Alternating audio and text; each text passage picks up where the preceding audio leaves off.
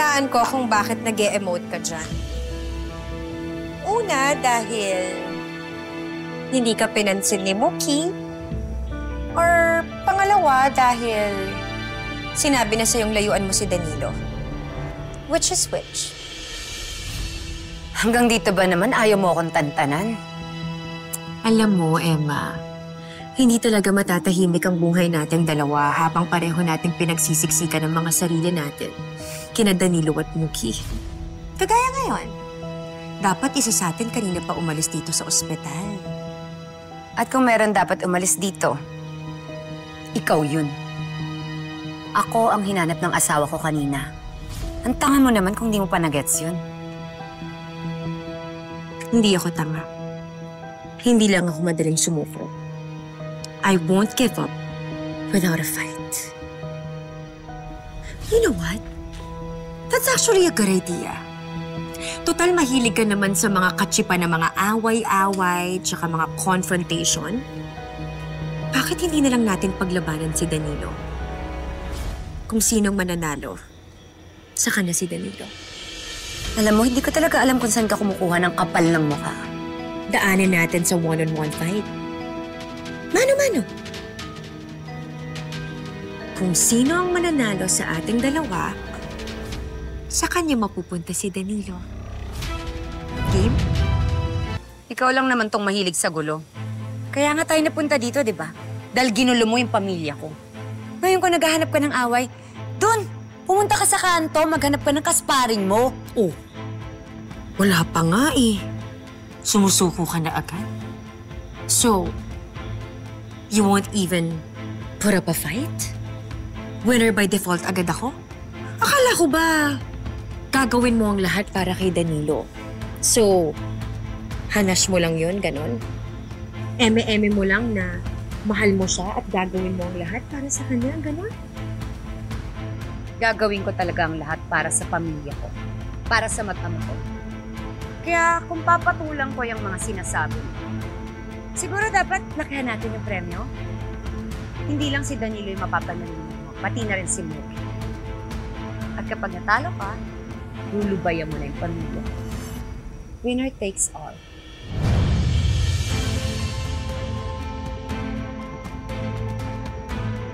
O bakit parang ikaw yung natameme? Puro ka lang ata salita. Game. Kung sino ang mananalo, saka na si Danilo at Mookie. Kaya pag nanalo ko, hindi mo na rin sila makikita kahit kailan. Deal. Saan? Oh, relax ka lang. Ako ang naghamon, di ba? Ako rin ang pipili ng lugar. See you.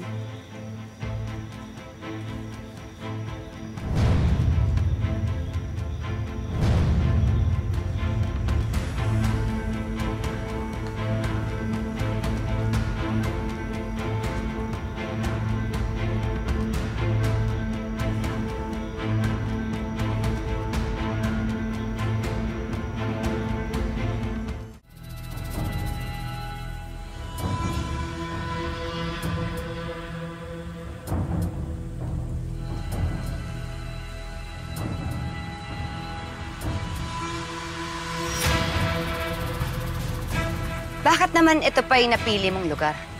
Eh, pwede naman sa kalsada na lang para diretso na sa burol mo.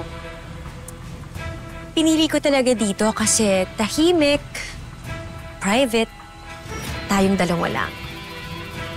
Tsaka para hindi ka makaligtas. Ano? Takot ka, no? Pwede ka pa namang umurong. Pero pag ginawa mo yon, never mo nang makikita sina Danilo at Mookie. Forever. Alam ko naman na marami kang pa-under, Jade. Kaya huwag ka mag-alala. Dahil lalaban ako para sa mag-ama ko. Para sa ikatatahimik namin kapag nawala ka. Keep dreaming.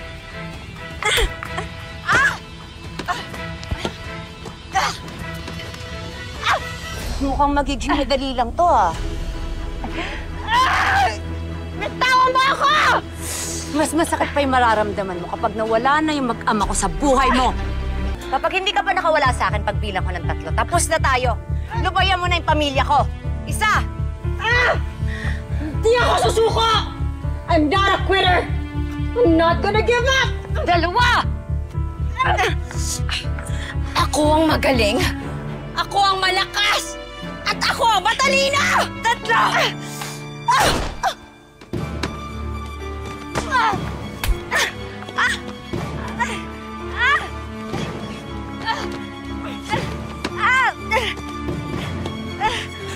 Ano, ha?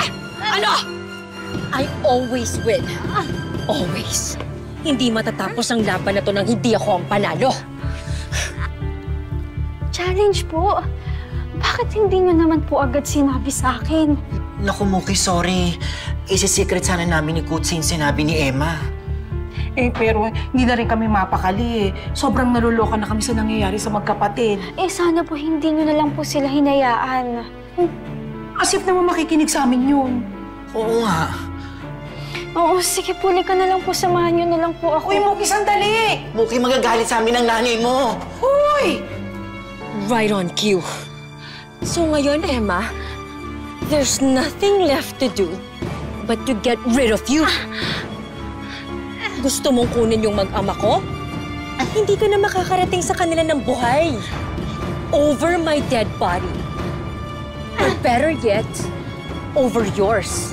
Dahil maililibing na rin kita. Bago mo ako ilibing sa hukay, ikaw muna yung ililibing ko!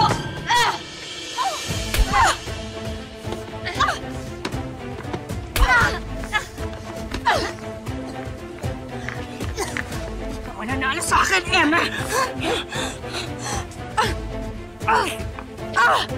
Walang yan kung babae ka! Lahat na lang pinipilit kong kunin sa akin! Walang yan! Kahit kailan, pasakit ka kasi! Wala kang ibang ginawa kung hindi manggulo! Akin na yan! Once and for all, tatapusin ko na tong buhay mo! Tandaan mo, sa gera, utak. At dapat unahan kayo. Kailangan may determinasyon ka para manalo sa laban mo.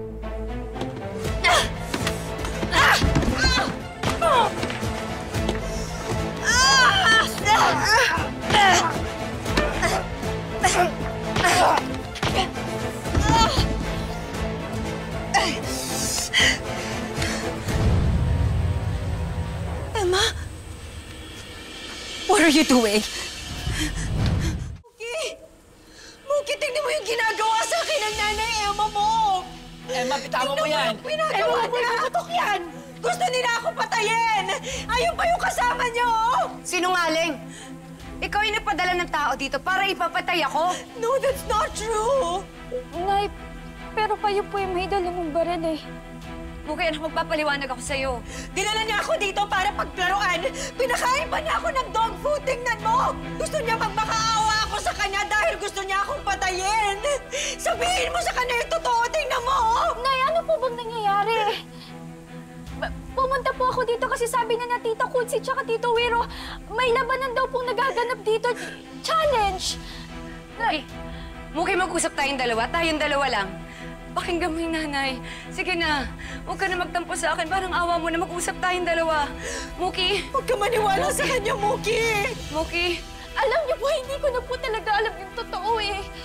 Alam niyo po, Nay, sana po maniniwala na po ako kay tatay eh. Sa lahat po na nangyari sa inyo na baka totoo naman po yun. Muki, huwag ka maniwala sa kanya. Gusto niya akong saktan. Tingnan mo! Nay, Nay, sorry po. Pero parang sa mga nakita ko ngayon, mukhang hindi naman po totoo yung mga sinabi sa akin ni tatay. Muki! Muki, mag-usap muna tayo! Muki!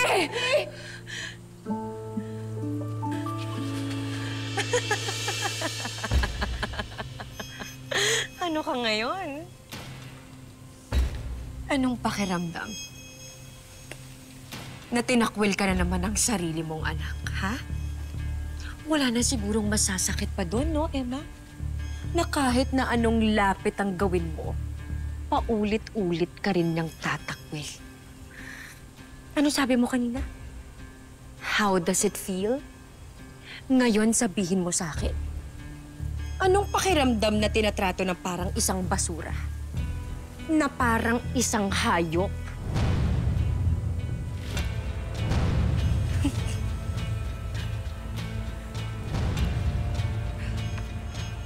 Muki!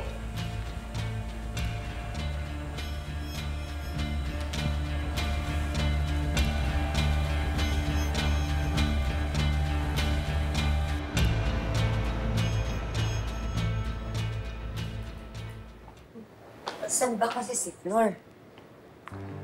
Wala naman sa office.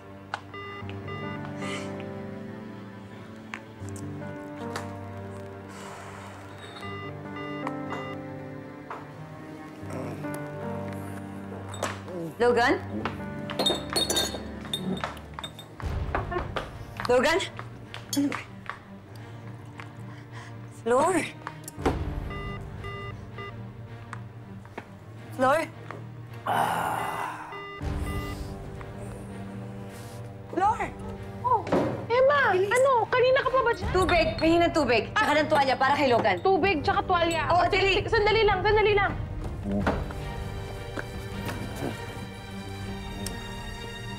Dali, ano ba kasi nangyari? Lasing. Ayan.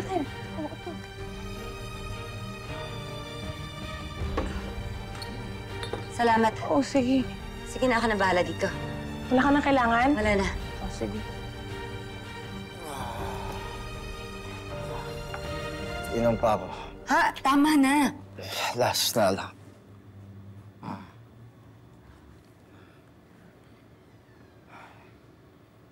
Emma.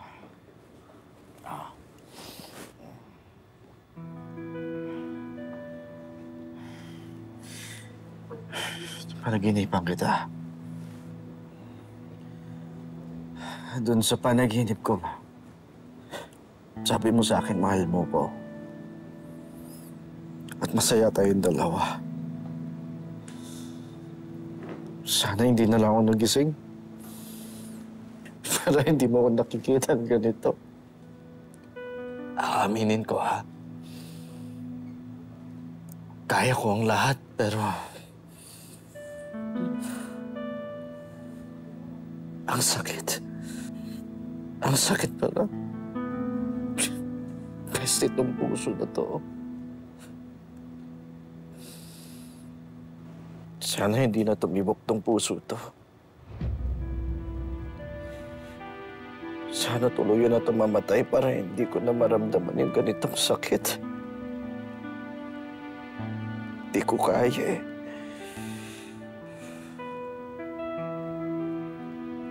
Emma, dito ka lang, please. Dito ka lang sa tabi ko.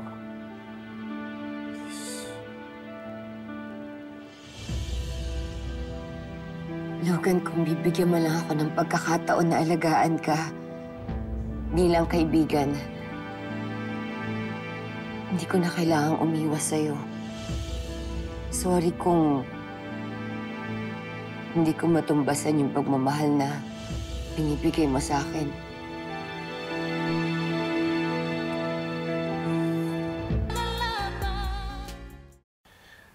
Anak, na kwento sa akin ni Wiro at Kutsi yung nangyari.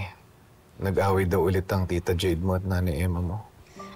Tay, pasensya na po. Hindi ko na po sinabi sa inyo eh. Kasi ayoko na pong mag-alala pa kayo. Tsaka isa pa po, diba, nagpapalakas pa po kasi kayo. Kahit na anak, dapat sinabi mo sa akin para nahabol ko man lang napigilan ko. Pero alam mo na, kasalanan ko din kasi. Masyado ako nagpadala sa emosyon ko. Sana hindi ko napasa tita Jade mo. Sana hindi ko nasaktan silang dalawa ng nanay Emma mo. Pero, Tay, bakit po kaya gano'n na si Nay Emma? Para po kasi ang laki na talaga ng pinagbago niya eh. Alam niyo po, Tay, kitang-kita ko talaga yung galit niya kay Tita Jade nung tinutukan niya ng baril. Hindi po kaya tama po ako nung sinabi ko dati na parang si Mami Olive na siya. Anak, hindi mangyayari yun. Alam ko naguguluhan ka pa. Pero sana, anak, intindihin mo ang nanay Emma mo, ha? Sana, nak, bigyan mo siya ng tsansa na may paliwanag niya ang sarili niya sa'yo. Ha? Alam ko, nak, hindi tayo nakapag-usap dahil dito sa aksidente ko eh. Pero promise, paglabas ko dito sa ospital, mag-uusap tayong tatlo. Ikaw, ako at ang nanay Emma mo, ha?